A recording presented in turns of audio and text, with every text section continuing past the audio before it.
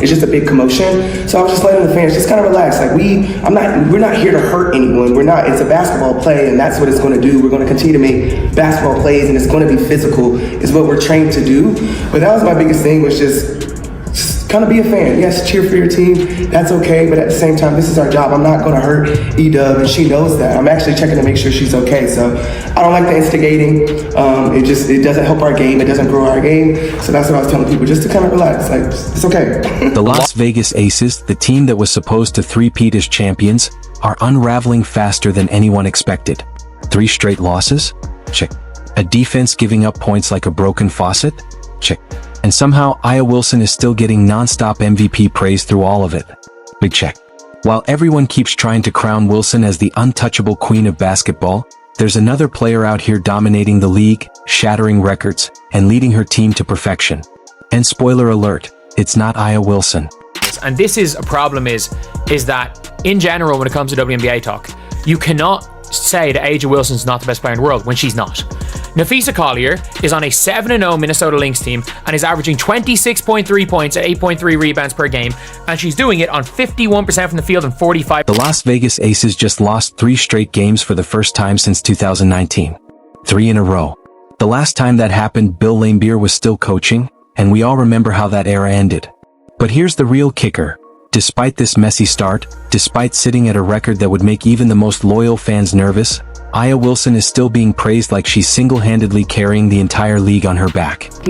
Before Clark's injury, she was under 115 to win the award, while Collier sat at over 160. But as of earlier this week, Collier now sits at under 175 to win the award, while Clark's MVP odds lengthened to over 250. Collier's averaging almost 30.7 rebounds and 3 assists, and the Lynx are currently undefeated, sitting first in the Meanwhile, up in Minnesota, there's a woman named Nafisa Collier who is completely rewriting the definition of MVP-level basketball.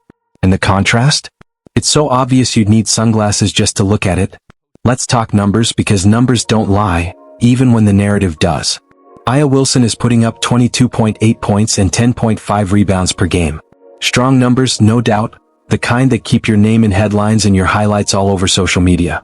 But here's what those numbers aren't doing. They're not translating into wins for a team that was supposed to be championship caliber.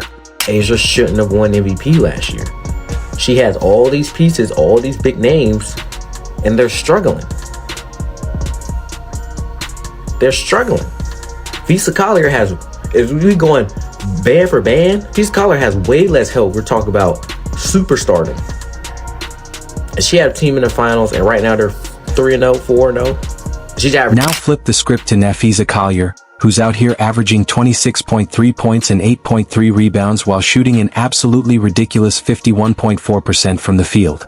And here's the part that really changes everything. She's doing it while leading her team to a perfect 7-0 start. 7-0. That's not just good basketball, that's domination. That's the kind of performance that makes you lean back in your chair and say, now that's what an MVP looks like. If a WNBA game was as long as an NBA game, Nafisa Collier would be averaging more points per game than anyone, men or women. She's averaging 30 points per game this season, and her spin move to the left in the pull-up might be the most unguardable shot in all of basketball. If you're on her back and you see her start to turn over that right shoulder, just start running down to set up the offense. And if she gets a head of steam going to the basket, she can put on the brakes or blow by you to scoop to the rim. She can score pretty much any way she wants as long as she's in the paint. She's even got the little Dirk fadeaway. Dog. Oh, and she's shooting 54% from 3. After winning Defensive Player of the Year last season, it looks like she's got her sights set on MVP. If you're enjoying this, make sure to subscribe. The Las Vegas Aces 2025 season has become a masterclass in unmet expectations. Once viewed as the unstoppable dynasty of the WNBA, the back-to-back champions stumbled out of the gate with a brutal 92-78 loss to the New York Liberty, followed by an even worse 102-82 blowout against the Seattle Storm. Their defensive rating slipped from 97.7 in 2023 to 99.6, a decline head coach Becky Hammon bluntly blamed on a lack of old-school accountability. Yet even in the middle of all this chaos, Aya Wilson, the Aces' superstar forward and reigning MVP, continues to dominate headlines, praise, and non-stop attention. Meanwhile, Nafisa Collier, the transcendent star of the Minnesota Lynx, is putting up 26.3 points and 8.3 rebounds per game while leading her team to a flawless 7-0 start. yet somehow she operates in relative silence. The Aces' struggles are not just bad luck, they're the result of a deeper unraveling. Candace Parker's sudden retirement in April 2024 ripped the heart out of the team's depth, leaving Wilson, Kelsey Plum, and Jackie Young to carry impossible burdens. Parker's absence created a massive leadership and versatility gap, forcing the Aces into a desperate roster reshuffle that included moving Plum and bringing in Jewel Lloyd. The result? A bench so thin that even Wilson's 31-point explosion against New York couldn't hide how serious the problem had become. Wrong. The Las Vegas Aces are 4-2 on the season. She is averaging 23, 10.5 rebounds, 4.2 assists, and a lot of steals on 47% from the field and 26% from three. So Fia is shooting 4% better from the field, 20% better from three. Am I right in saying that? Yeah, 20% better from three. And she is also not statistically as good a defender, but she's a better defender. She's still averaging a crazy amount of stocks, but she is the better defender because she's more versatile. She defends better on the perimeter. She's not as good a shot blocker, which AJ Wilson is, but she actually guards people. AJ Wilson just chills under the basket. And in terms of getting in passing lanes, they're very similar. So, Fia is the best player in the world. But here's where it gets really spicy. The Vegas golden child, Aya Wilson, is getting all the media attention, all the highlight reels, all the "she's so amazing" commentary, while Napheesa Collier is quietly becoming the betting favorite for MVP. Let that sink in for a second. Wilson's 22.8 points and 10.5 rebounds per game look incredible on paper, but they're starting to feel like symptoms of a broken system. The Las Vegas Aces defense, once their biggest strength, is now bleeding threes, giving up nearly 10 made threes per game, one of the worst marks in the league. Even when Wilson puts up monster stat lines, the results keep exposing the same problem. The wins just aren't there. Take that historic collapse against the Chicago Sky. Wilson's big numbers meant nothing as defensive breakdowns and transition mistakes buried Vegas. Fast forward, and the loss to the Seattle Storm told the same story.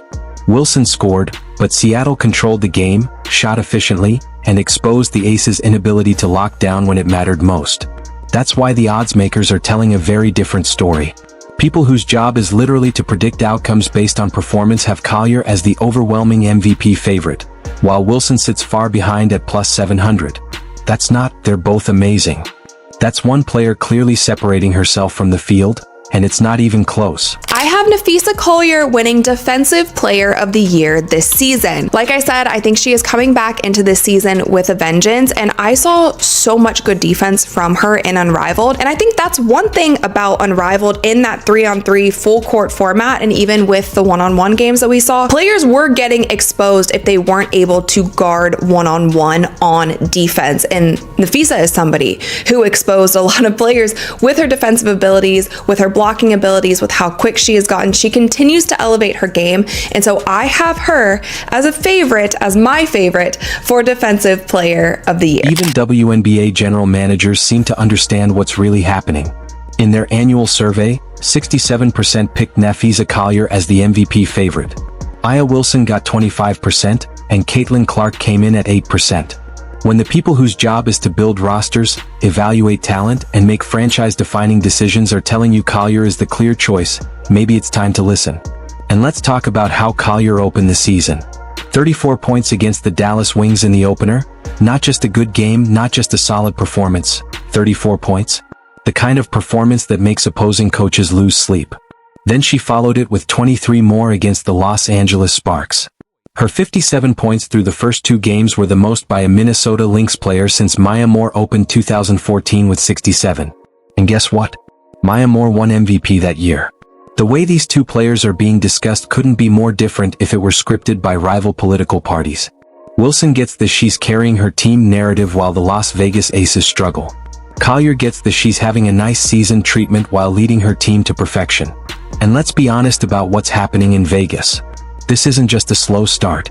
This isn't early season rust or harmless growing pains. The Aces have real, structural problems. Their defense, the thing that used to define them, is allowing nearly 10 made threes per game, one of the worst marks in the league. Their pace has slowed, their ball movement has dropped, and they're missing the stabilizing presence of Chelsea Gray running the floor. These aren't small issues.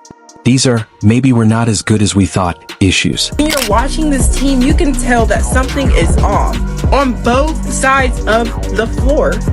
This could be due to not having built the chemistry they need with the new addition of Jewel Lloyd, but this is still unacceptable output by this team. We're talking about a team that literally coming into this season, a lot of people had contending for a championship.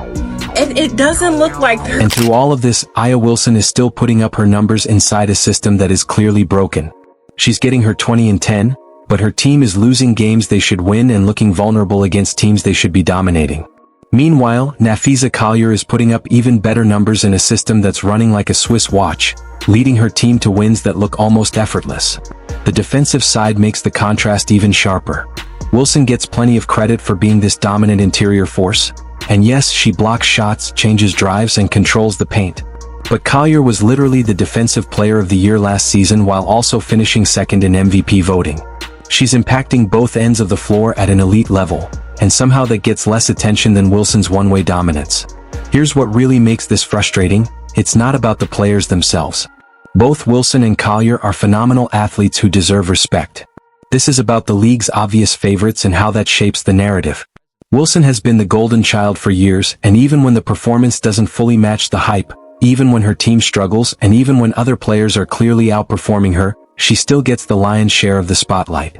Wilson's resume, multiple MVPs, championships, Olympic gold, and years of dominance, has made her a media darling.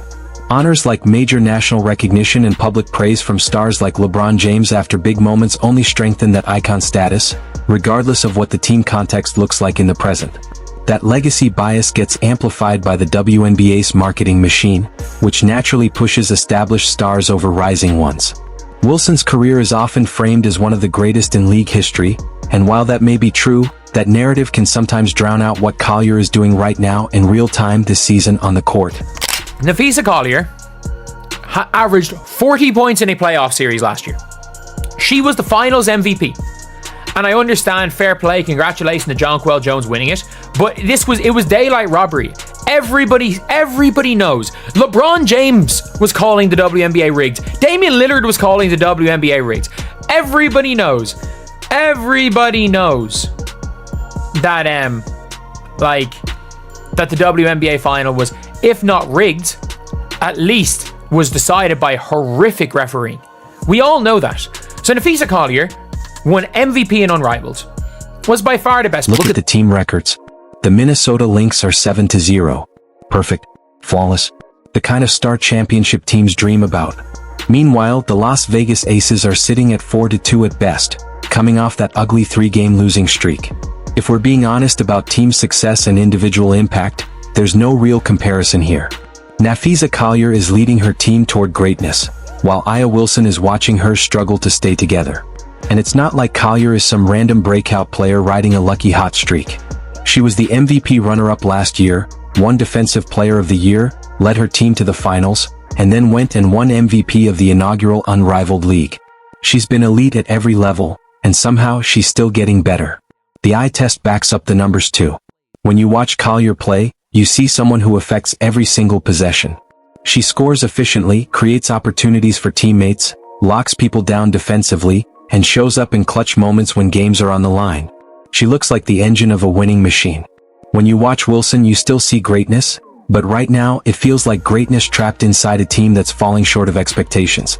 The stats are there, the talent is obvious, but the results just don't hit the same when the team around it keeps underperforming. Because Nafisa Collier is a great player. One of the top 3 players in the league, maybe better than that. She has everything. She moves well without the ball. She moves well with the ball. She can get to her spots, hit you with that little fadeaway that there's nothing you can do about. She can play defense in a variety of ways, inside, out. Just a tremendous player. One of the reasons she's one of the co-founders along with Breanna Stewart is because she's a great player. And the reason she won the tournament is because she was better than everyone else who was in it. And the rest of it just sounds like crying. Because Nafisa Collier is a great player, one of the top 3 players in the league, maybe even better than that. She has everything. She moves beautifully without the ball, she's just as dangerous with it, she gets to her spots effortlessly, and that little fadeaway of hers feels almost automatic.